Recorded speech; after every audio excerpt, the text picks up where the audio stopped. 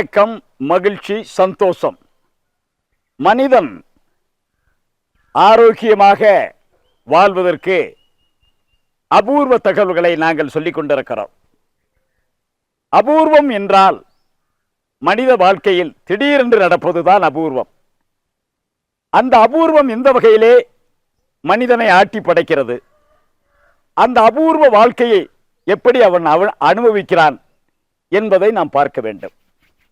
மனிதனுக்குள்ளே ஒரு வாழ்க்கை வருகின்ற பொழுது அவன் சித்திரவதைப்படுவான். ஒரு வாழ்க்கை என்றால் சித்திரவதை இருக்க வேண்டும். அந்த சித்திரவதையான வாழ்க்கைக்குள் தான் ஒரு நல்ல வாழ்க்கையை அவன் அமைக்க முடியும்.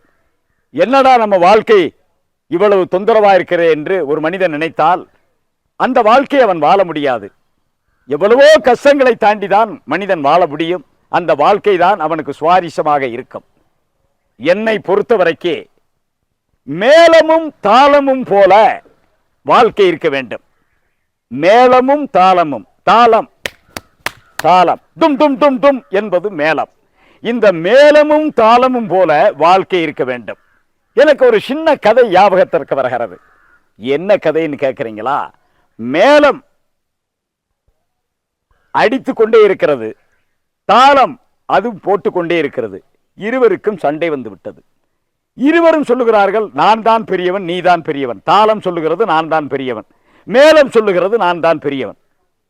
அப்பொழுது எங்கேயோ இருந்து வந்த ஒரு வாய்ஸ், அசிரி வாய்ஸ்ன்னு சொல்லுவாங்க. ஒரு வாய்ஸ் எங்கேயோ இருந்து வர ஒரு வாய்ஸ், அது என்ன சொல்ல, அசிரி வாய்ஸ்ன்னு பேர் அதுக்கு.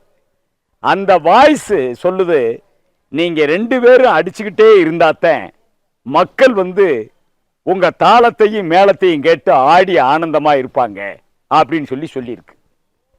அதுக்கப்புறம் தான் தாளத்துக்கு மேளமும் சொல்லியிருக்கு. சரி, நான் தாளம் போடுறேன், நீ மேளம் போடு, நம்ம ரெண்டு பேரும் அப்படியே ஆடிக்கிட்டும் பாடிக்கிட்டும் தாளம் போட்டுக்கிட்டும் மேளம் கொட்டிக்கிட்டு இருந்தா தான் மக்கள் வாழ்க்கை நல்லபடியா இருக்குன்னு சொல்லிட்டு தாளமும் மேளமும் சொல்லியிருக்கு. ஆனா இதை கேட்ட ஒரு மனுஷன் என்ன சொல்லியிருக்காங்க, யோ என்னையா நீங்க பேசிட்டு இருக்க, தாளமும் மேளமும் நீங்க அடிச்சுக்கிட்டே இருந்தா நாங்க வாழ்ந்துகிட்டே இருப்போமா? உங்களால தொந்தரவு தாங்கவே முடியலையா, அடிக்கிறதையும் மேளம் கொட்டுறதையும் நிப்பாட்டுங்கயா அப்படின்னு சொல்லியிருக்கான். இதை கேட்ட உடனே ரெண்டுக்கும் கோபம் அதிகமாயிருச்சு.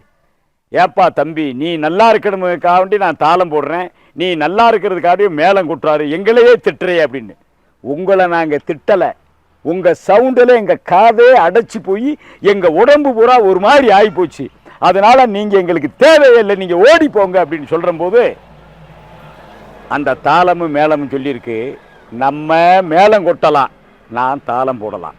ஆனா வாழ்க்கைக்கு மேளமும் தாளமும் குறிப்பிட்ட நேரத்துக்கு மட்டும்தான் பயன்படுதுன்றத நம்ம புரிஞ்சுக்கிறோம்னு சொல்லி தாளம் நின்றுருச்சு, மேளம் கொட்டுறது நின்று போச்சு. இந்த கதையிலிருந்து என்ன தெரியுதுன்னா, நம்ம வாழ்க்கையில எந்த நேரத்தில் நல்ல விஷயங்களை பயன்படுத்துறது, எந்த நேரத்தில் கெட்ட விஷயத்தை பயன்படுத்தி நம்ம திருந்துறதுன்றத நம்ம புரிஞ்சுக்கிறணும். அப்படி புரிஞ்சு நடந்தாதான் வாழ்க்கை ஆரோக்கியமாக இருக்கும். வாழ்க, வளர்க, உயர்க, வெல்க. வணக்கம், மகிழ்ச்சி, சந்தோஷம். அடுத்து சந்திப்போம்.